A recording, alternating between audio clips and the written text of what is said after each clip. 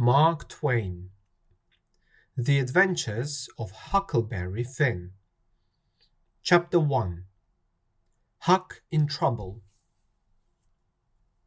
You don't know about me if you haven't read a book called The Adventures of Tom Sawyer. Mr. Mark Twain wrote the book, and most of it is true. In that book, robbers stole some money and hid it in a very secret place in the woods. But Tom Sawyer and I found it, and after that we were rich. We got $6,000 each, all gold. In those days, I never had a home or went to school like Tom and all the other boys in St. Petersburg. Pap was always drunk, and he moved around a lot, so he wasn't a very good father. But it didn't matter to me. I slept in the streets or in the woods, and I could do what I wanted when I wanted. It was a fine life. When we got all that money, Tom and I were famous for a while. Judge Thatcher, who was an important man in our town, kept my money in the bank for me, and the widow Douglas took me to live in her house and said I could be her son. She was very nice and kind, but it was a hard life because I had to wear new clothes to be good all the time. In the end, I put on my old clothes and ran away. But Tom came after me and said that I had to go back, but that I could be in his gang of robbers. So I went back, and the widow cried, and I had to put on those new clothes again. I didn't like it at all. Her sister, Miss Watson, lived there too. She was always saying, "Don't put your feet there, Huckleberry, and don't do that, Huckleberry." It was terrible. When I went up to bed that night, I sat down in a chair by the window. I sat there a good long time, and I was really unhappy. But just after midnight I heard meow, meow outside. Very softly I answered, "Meow, meow." Quietly I put out the light and got out through the window. In the trees, Tom Sawyer was waiting for me. We went through the trees to the end of the widow's garden. Soon we were on top of a hill on the other side of the house. Below us we could see the river and the town. One or two lights were still on, but everything was quiet. We went down the hill and found Joe Harper, Ben Rogers, and 2 or 3 more of the boys. Then Tom took us down the river by boat to his secret place, which was a cave deep in the side of a hill. When we got there, Tom told us all his plan.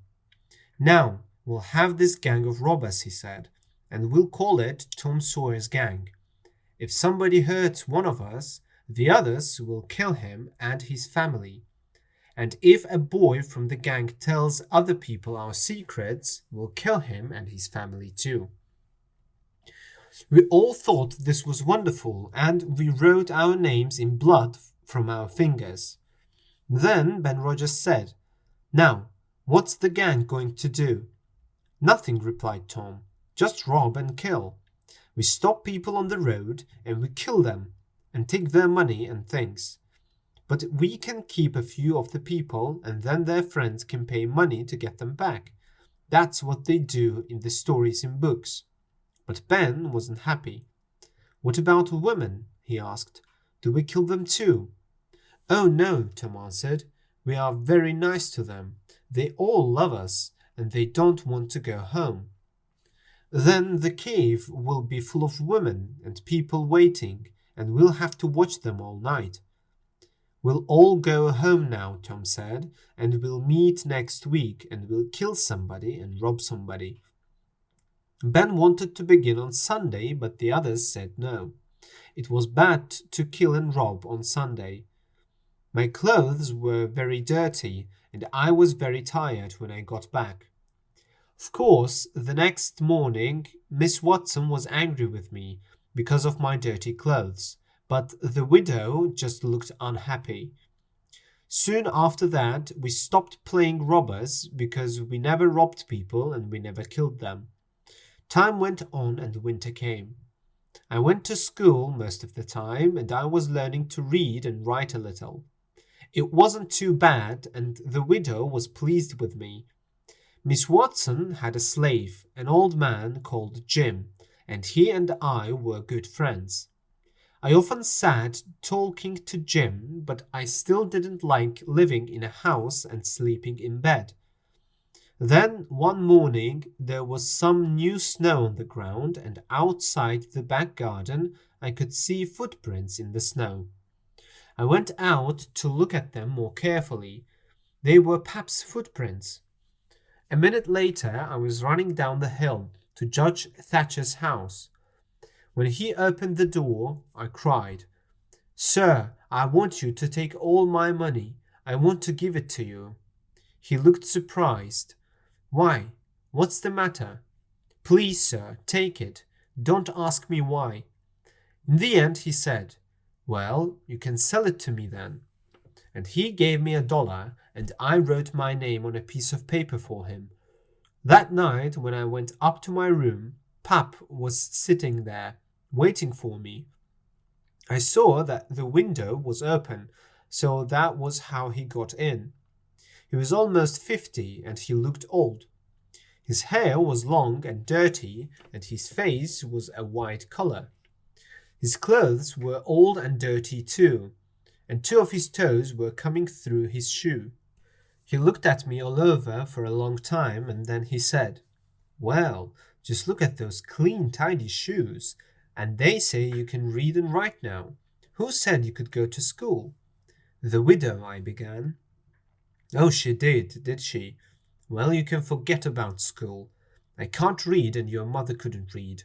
No one in our family could read before they died. So who do you think you are?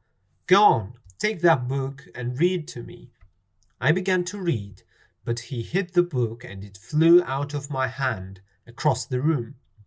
Then he shouted, "They say you're rich. How's that?" "It isn't true." "You give me that money. I want it.